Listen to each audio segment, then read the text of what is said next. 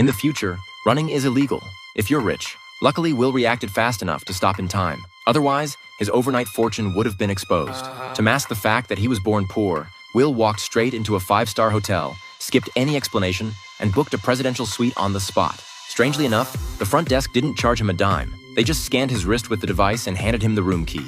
You see, in this future, money no longer exists. Instead, people pay with time. Everyone has a timer embedded in their arm. It's both currency and a countdown to death.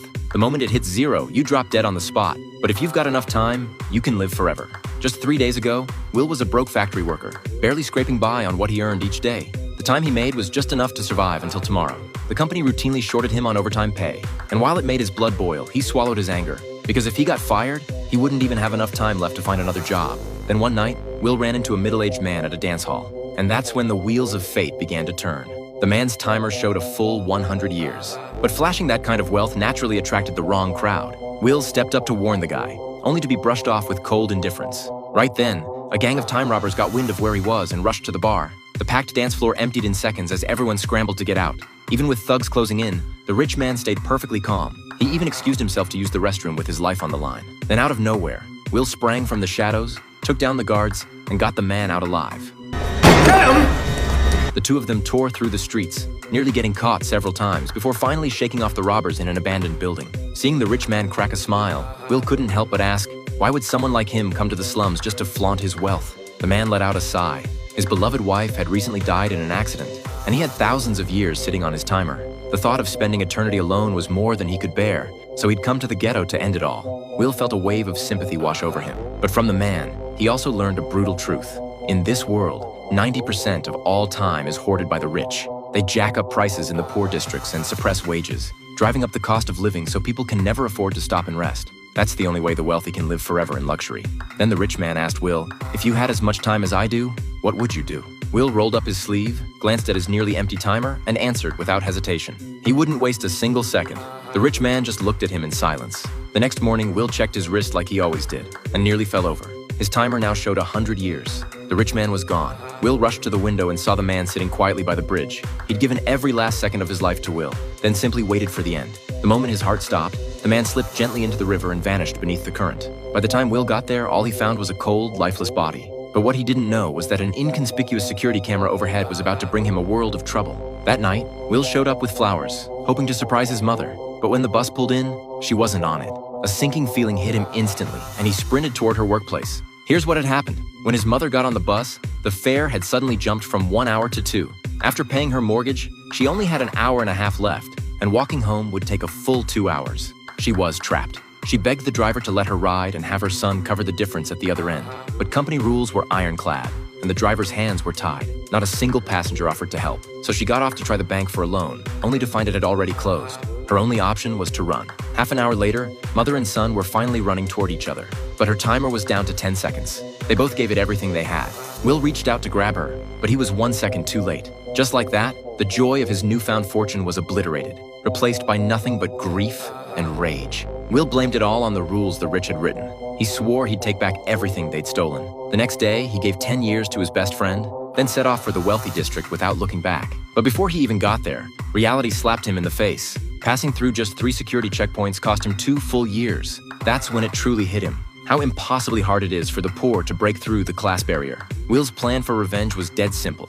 Take their time. He headed straight for the biggest casino in the rich district. After a few small wins, he built up a bankroll of 250 years, which earned him an invite to the high-stakes tables. And who should he run into but the wealthiest banker in the district? The banker was carrying 9,000 years in pocket change. He could tell Will wasn't from around here and made a point of giving him a hard time. His opening bet was 50 years. Will didn't flinch. He matched it. The banker's daughter noticed her father had found a challenger and wandered over to watch. The banker was getting fired up. He threw in 2 more centuries, trying to scare Will into folding. But Will had already made peace with death. He shoved all his chips to the center, leaving himself just enough time to flip his cards.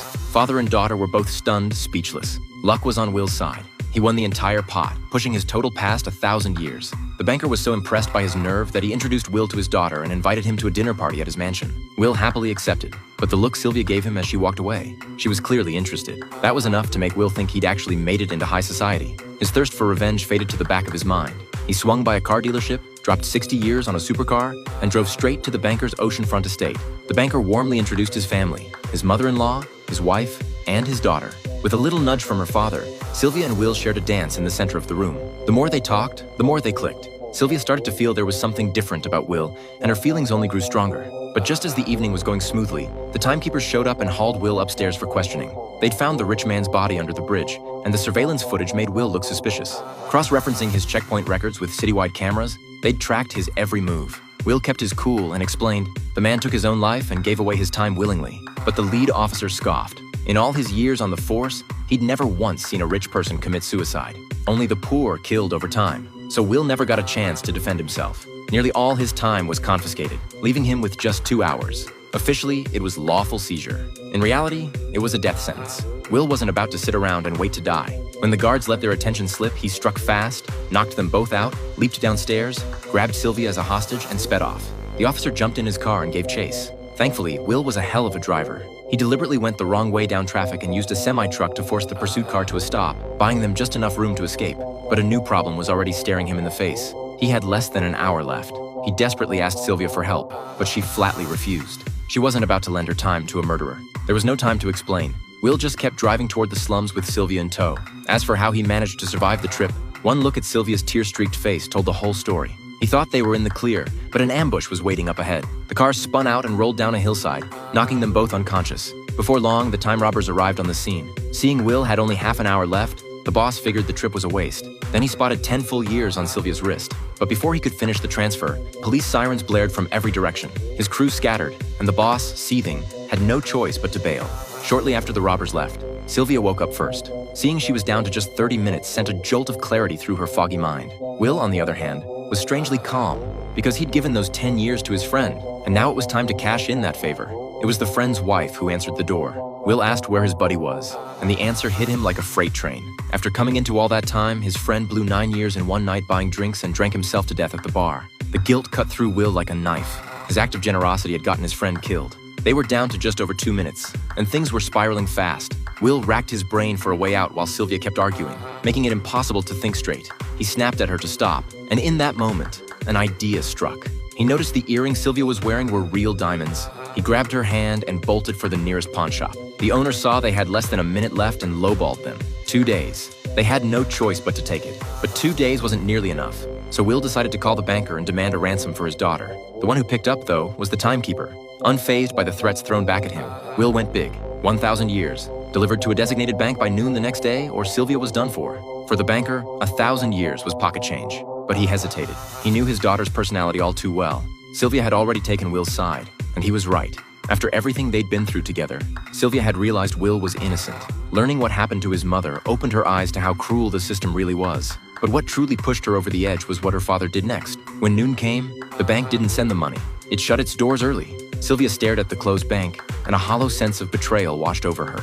Will, not wanting to see her hurt, told her the police must have blocked her father from delivering the ransom.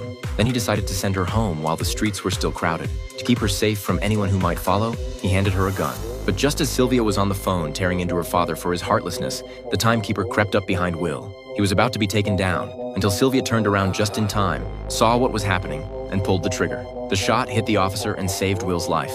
They jumped into the officer's car and tore out of there, and with that, there was no going back. Worried the police car would draw too much attention, they carjacked a luxury vehicle in the wealthy district. The driver tried to stall when Will pulled the gun, but Sylvia fired a shot the very next second and made the point crystal clear. Convinced he was dealing with armed criminals, the terrified driver threw open the door and gave up his employer's location. The pair scored 10 years of time and swiped the lady's diamond earrings for good measure. You out. Then they drove off without a backward glance. Between assaulting an officer and armed robbery, the two were now wanted across the entire city. When the banker found out, he went straight to the timekeepers, ready to spend 1,000 years to get his daughter's warrant dropped. But the lead officer refused to play ball. Left with no other option, the banker pulled strings with the higher-ups in law enforcement. What he never could have predicted, though, was what Sylvia was about to do next. Something even God himself couldn't save her from.